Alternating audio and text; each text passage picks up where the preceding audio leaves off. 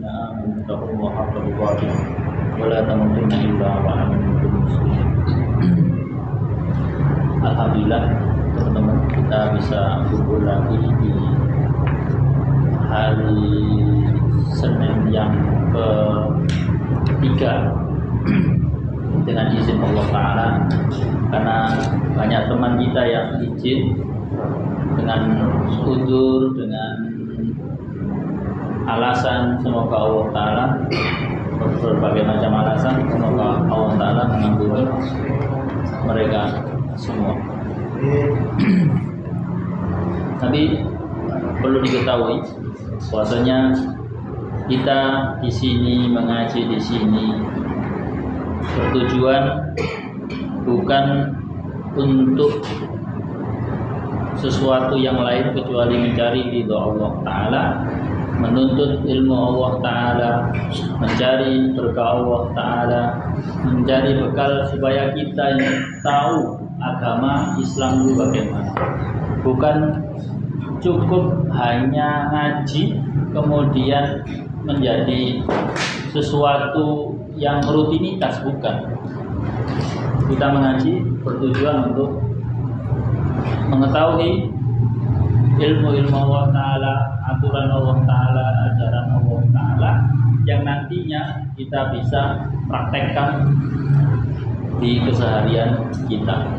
Harusnya kalau Al-Quran ini atau pengajian ini bermanfaat untuk diri kita, kita itu tambah lama, tambah meningkat imannya, amal perbuatan kita juga tambah baik, menjadi orang-orang yang lebih bertakwa kepada Allah Ta'ala, lebih takut kepada Allah Ta'ala. Itu yang kita harapkan.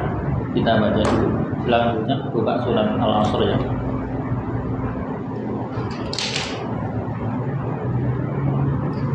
Kita baca bareng-bareng. Pertama, A'udzu billahi minasy syaithanir rajim. Bismillahirrahmanirrahim. Innal insana lafi khusr illa alladziina aamanu wa 'amilus shalihati wa tawassaw bil haqqi wa tawassaw bis sabr. Bismillahirrahmanirrahim. Allahumma shalli ala Muhammad wa ala ali Muhammad kama shallaita ala ali Ibrahim. Allahumma arhamna bil Qur'an waj'al lana imanan wa nuran wa rahmatan wa zakirna mimma nasina wa 'allimna mimma jahilna warzuqna tilawatahu ana alayhi wa aqrabana. Rabbana la tuzigh qulubana ba'da idh hadaytana wa hab lana min ladunka rahmatan innaka antal wahhab. Rabbana atina ma wa'adtana 'ala rusulika wa la tukhzina yawmal qiyamah innaka la tukhzil mi'ad.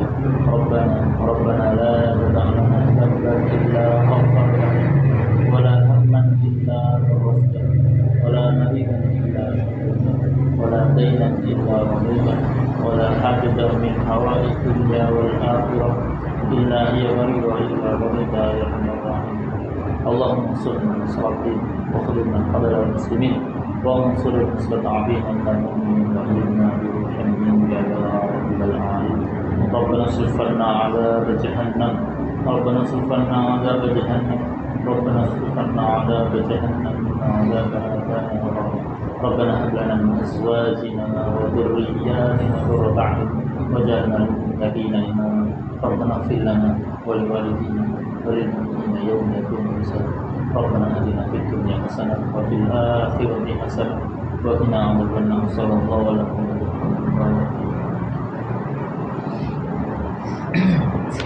Saya terjemahkan ayat pertama, wal 'ashr, dan demi waktu, demi masa.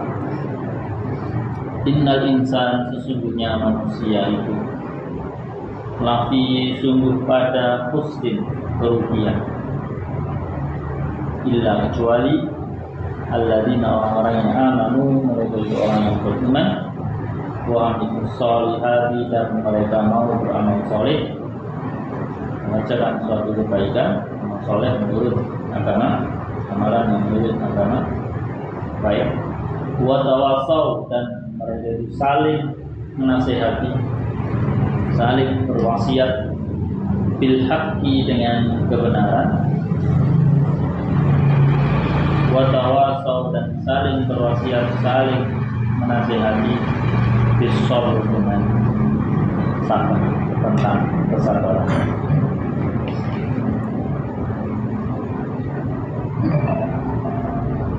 Di keterangannya,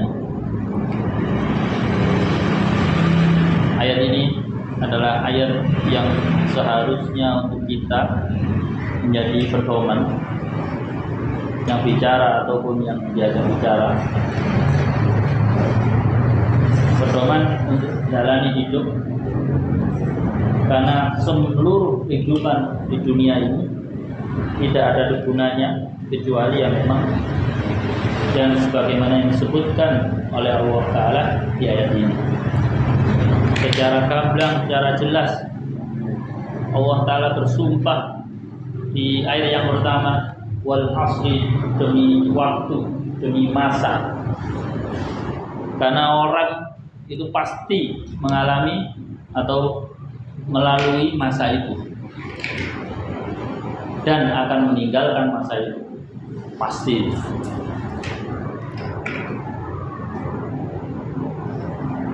Di masa dimana waktu dulu kita masih di perut ibu sudah dilewati, kemudian menjadi bayi, akhirnya kemudian keluar hidup di dunia yang mungkin kita tidak ingat kecil kita atau bayi kita itu bagaimana, cuma dari kisah-kisah orang tua kita bahwasanya oh kamu dulu gemuk, oh kamu dulu rewel, oh kamu dulu gini, kita tidak menyadarinya. Kemudian besar menjadi anak-anak, kemudian remaja, hingga dewasa.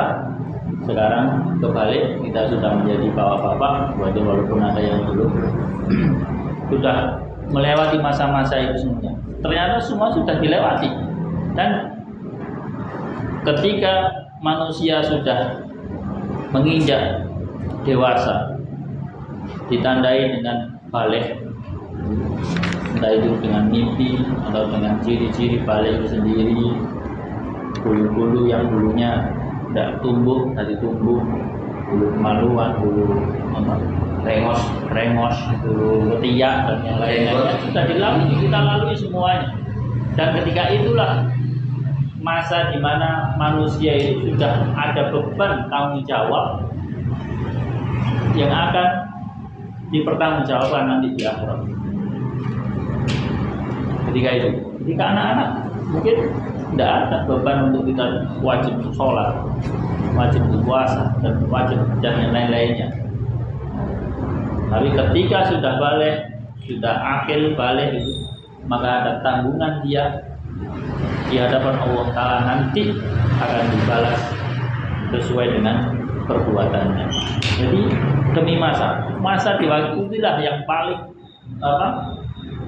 nanti dimintai pertanggungjawaban di masa Allah Ta'ala. Ya, masa ketika sudah balik dan sampai dia itu melewati ajal dia. Ya, ketika dia mati sudah, di masa itulah yang Allah Ta'ala akan memintai pertanggungjawaban yang luar biasa. Ini masa waktu yang semua waktu yang dilalui oleh manusia, Allah Ta'ala bersumpah. Yang di situ pasti ada yang mendapatkan baik buruknya di waktu itu di dunia. Lalu kemudian di ayat kedua, innal insana lafi khusr, masa yang panjang atau bisa juga diartikan masa yang pendek. Semua itu tidak ada gunanya. Kalau sudah Allah Ta'ala tekankan di ayat selanjutnya, innal insana lafi khusr, sungguhnya manusia sungguh pada kerugian. Di wong kabeh itu pasti rugi, sungguh pada kerugian, rugi gitu. Walaupun nanti selanjutnya ada pengecualian, rugi kabeh, wong urip nang donya rugi. Kalau hati ini, kalau tidak nanti diikuti dengan ayat selanjutnya, maksudnya nggak ada untungnya, nggak ada baiknya. Walaupun baik, koyo enak, kalau baik dalam hal dunia enak, koyo-koyo enak. Bagaimana kehidupan orang-orang kafir itu koyo-koyo enak, tapi gak enak, rugi mereka itu. Yang mereka kerjakan menurut mereka baik, nanti di mata Allah Ta'ala sama sekali tidak dinilai kebaikan. Gak nyesel ya. Jadi orang tidak beriman kepada Allah Ta'ala, orang tidak mau masuk Islam, walaupun mungkin 1 juta atau bahkan seluruh dunia beranggapan dia itu orang baik, tapi ketika di hadapan Allah Ta'ala mati belum beriman, belum masuk Islam, maka dia sama sekali tidak mendapatkan kebaikan. Itu rugi. Manusia itu rugi, tidak ada untungnya ketika hidup di dunia. Melewati masa-masa itu tidak ada untungnya. Semua rugi. Kecuali siapa? Manusia semuanya rugi. Kecuali siapa? Illal ladzina amanu wa amilus sholihat. Kecuali orang-orang yang beriman. Pertama menjadi syarat utama, yakni orang-orang yang beriman. Iman, patokannya dulu iman. Iman kan letaknya di dalam hati, nanti disampaikan melalui lisan dan anggota tubuh yang lainnya. Walaupun sebelumnya itu melalui masa di mana dia itu Islam. Orang Islam belum tentu beriman. Allah Ta'ala sebutkan untuk orang-orang Arab biasa itu, mereka itu aman, kami beriman. Ditegur oleh Allah, jangan kalian mengatakan kamu beriman, kalian baru masuk Islam loh, belum iman. Walamma yadkhulul iman fi qulubikum. Iman belum masuk di dalam hati-hati kalian. Iman letaknya dalam hati. Pertamanya iman, harus memiliki iman dulu. Islam, mungkin kita semua Islam, tapi belum tentu kita semua ini orang-orang yang beriman.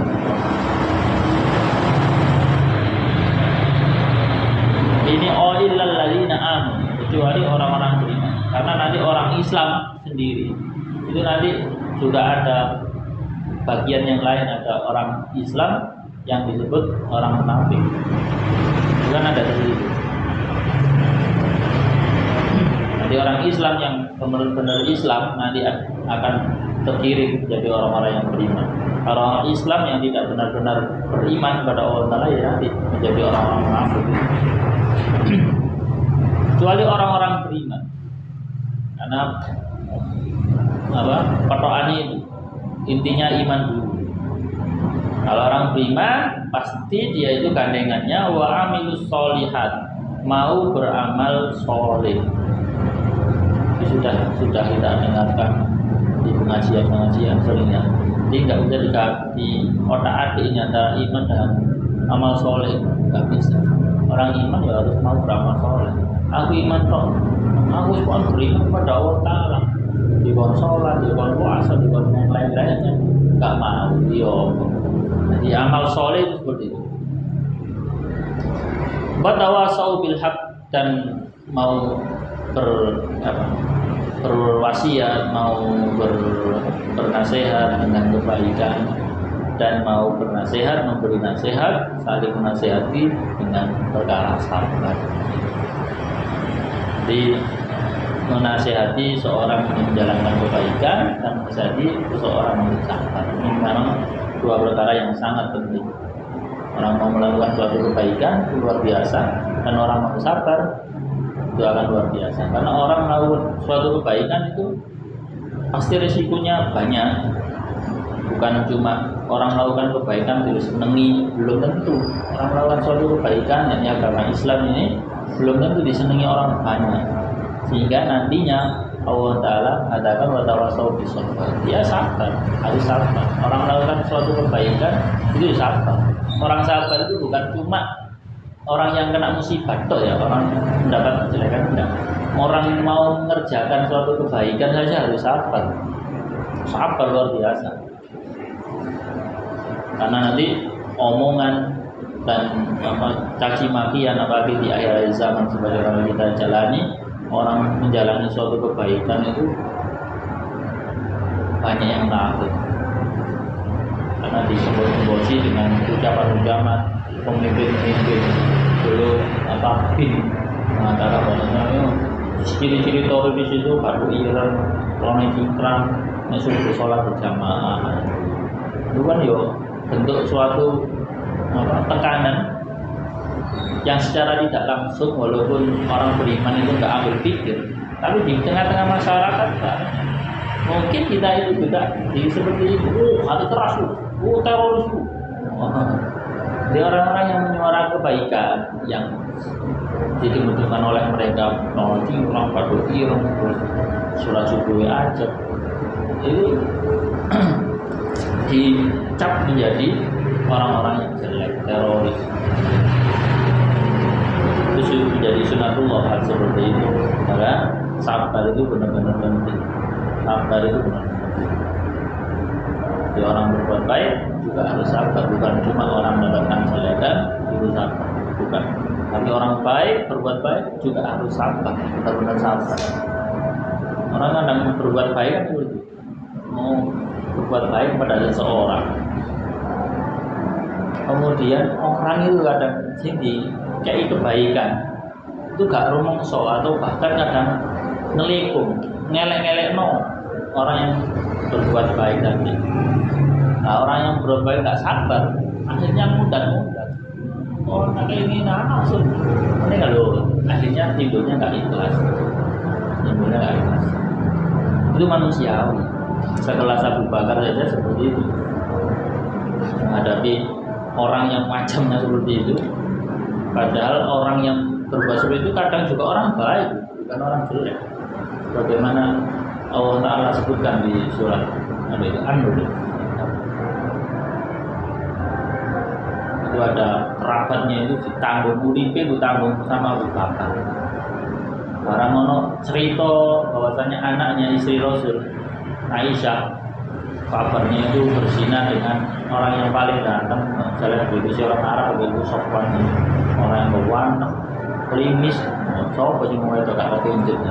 Aisyah moro-moro tak kalau perang, mulai mengurut telah jelas ini, paling selingkuh, si sempat kan di kalangan ulama orang-orang yang orang munafik. Tapi juga orang beriman juga kepancing. Salah satunya nanti kerabatnya sendiri mangan murid tapi ditanggung, melok, tunda-tunda menyebarkan seperti itu. Makanya bahkan murka, kemudian memutus. Besok tidak usah boleh aku mangan dollar dewe malah itu. Akhirnya orang ada berbalaya dari ufak menyinggung puasa diayuh kurba. Oh, jangan kalian kamu stop seperti itu, orang yang memiliki keutamaan atau kelebihan, dia bersumpah tidak menolong orang-orang kerabat, tidak boleh. Itu memang sabar untuk jalan kebaikan itu sama beratnya sabar untuk mendapatkan ketika dia mendapatkan ujian. Mungkin itu yang bisa saya sampaikan. Semoga apa yang kita pelajari hari ini bisa bermanfaat, menandai kesadaran kita bahwa hidup memang itu semuanya merugi, laibun walahun, semua isinya seperti itu. Tinggal siapa diri kita ini, apakah diri kita ini orang-orang beriman yang mau beramal soleh dan juga mau berbuat baik kepada orang lain, nasihati orang lain untuk bersabar, saling nasihati untuk berbuat baik dan sabar menghadapi segala hal kemungkinan di dunia ini. Mungkin itu saja yang saya sampaikan. Karena waktu singkat ini musyawarah ya, dimana kelanjutan kelompok kecil ini supaya kita kompak berjalan semangat ya, saling mengingatkan antara satu dengan yang lainnya ya. Kalau Senin kemarin yang hadir 17 orang, alhamdulillah sekarang masih 10 orang. Masuk bagus itu ya. 10 orang, 6 orang izin di WA. Alhamdulillah ini merupakan karunia Allah Ta'ala. Mudah-mudahan kita tetap istiqomah gitu ya dalam menghadiri kajian-kajian yang sudah kita sepakati. Baik, mungkin yang perlu disampaikan gitu ya terkait materi untuk pekan depan Senin dan selanjutnya gitu ya. Kalau kemarin kita sudah sepakat materinya tafsir gitu ya. Ini ada usulan bagaimana kalau materinya yang di Golong Bendo ini diganti dengan Bulughul Maram gitu ya. Fikih. Kemudian selanjutnya nanti di masjid kan tafsir, biar nggak sama-sama tafsir. Ada fikihnya, ada kajian fikih, ada kajian tafsir, ya nanti di masjid. Ada kajian hadis dan disolihin di hari Jumat. Jadi cakep. Ya semuanya saling mengingatkan gitu ya. Saya dulu juga pernah belajar fikih PBE mulai itu saya gitu. Ayo berani mana diwocok bareng-bareng biar sendiri ayo kita saling mengingatkan gitu ya. Antara satu dengan yang lainnya. Nah ini gimana teman-teman yang hadir? Kira-kira disepakati enggak gitu ya? Kalau materi untuk kajian di Golong Bendo pada maghrib ini diganti dengan Bulughul Maram fikih, bab sholat, bab jual beli, bab pakaian, banyak diterangkan bagaimana hukum-hukum tentang kita bermasyarakat. Intinya fikih itu hukum dalam syariat Islam. Nah, Pak Ruah. Kalau itu selanjutnya terserah yang mengajar aja. Kalau pelajar nggak bisa aja. Ini terserah. Apa katanya ya? Allah ingin ngajar dengan kerja ayo bukan ngajak B bukan B seperti kebaikan hal. Berarti sepakat. Ya. Itu tiap Senin hadis. Ya, Senin pada maghrib. Yang baca Isya tafsir itu. Kan di masjid. Ya, biar nggak sama-sama tafsir. Barangkali mas udah bosan besok tafsir, akhir tafsir, bisa tafsir lah. Nah, kalau ini sebelum kita menikah juga ada. Tapi caranya rapi, bisa masuk. Iya.